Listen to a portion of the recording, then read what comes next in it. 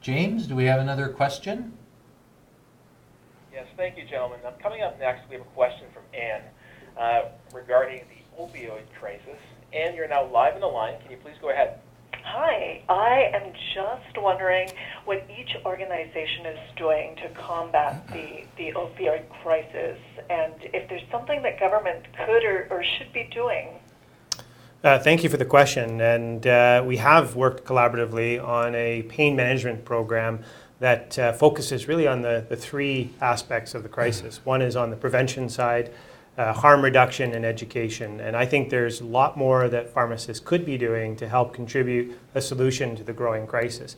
Quite frankly, it's unacceptable, the human toll that's being taken in Ontario and elsewhere, and it's not getting better. We know there's more deaths last year than any other period.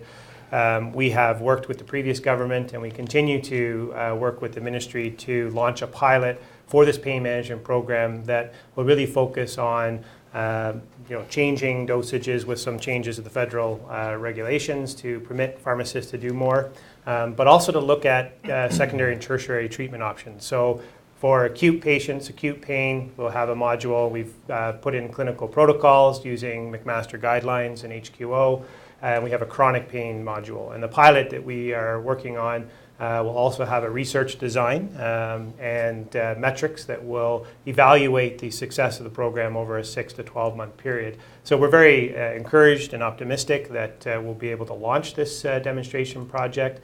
The reality in Ontario is that there's 5 new patients every day that become dependent on an opioid.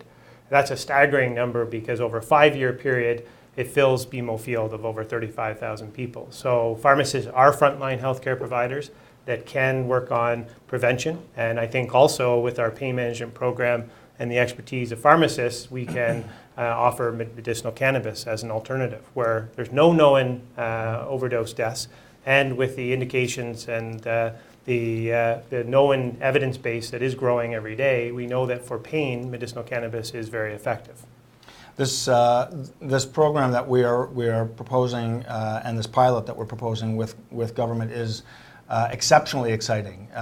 We've been engaged in this joint effort going back. It's almost a year now, and we've had some very positive receptivity within the ministry. Many of the individuals within the ministry are still there, and so we're not necessarily starting right from scratch.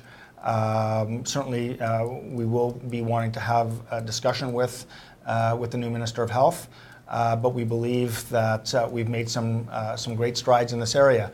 The other area, and if I can just add to one of Justin's comments, this approach that we are proposing is one that is much more preventative, much more proactive, as opposed to the reactive role that we've been put into. Not that it's unimportant, but the role of distribution of take-home naloxone. Again, while it is a life-saving treatment for many who are going through the challenges of opioid addiction and overdose, that is very much a reactive approach, and we believe we have so much more. As medication experts, we see these patients every single day trying to manage and struggling with chronic pain, and we believe we have much more to offer than just the distribution of naloxone.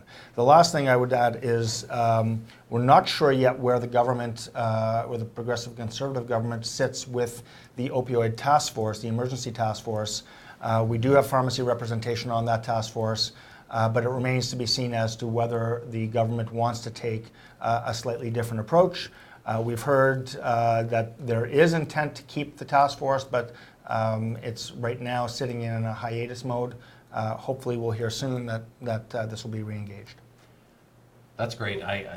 My only contribution would be that a lot of the media focus on this problem is about prescribing patterns, is about advertising by manufacturers, and it seems to me since pharmacists, since your people, they're the last hands that these things pass through before they go into the community.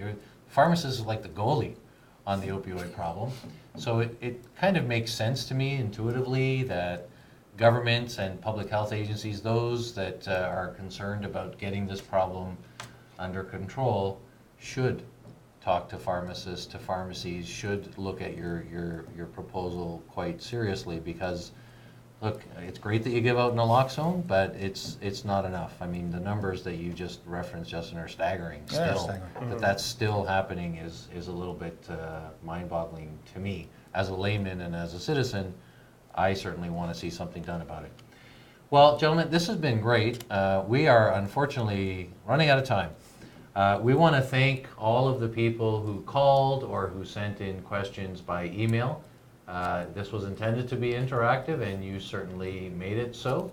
Want to thank Justin from the Neighbourhood Pharmacy Association of Canada, Alan from the Ontario Pharmacists Association. So this will be archived. Yes, it will. Anyone that wasn't able to watch it live today will be able to see it. Again, as you mentioned, the OntarioPharmacistCare.ca website is still active and live, and we encourage you to participate through there. And I guess finally, direct contact to either one of you gentlemen or both of you from pharmacists out there that want to talk about these and other issues. You've always been very open and accessible to people who want to talk about things, so that is also another option for you that are a pharmacist or someone who cares strongly about these issues. I know that you're both optimistic about working with the new government and with each other. Okay. And we look forward to going down that road together and working. It looks like we're going to have to work over the summer, though, but that's what happens with the June election. So thank you, everyone, for joining us, either live or if you're watching this in archive mode.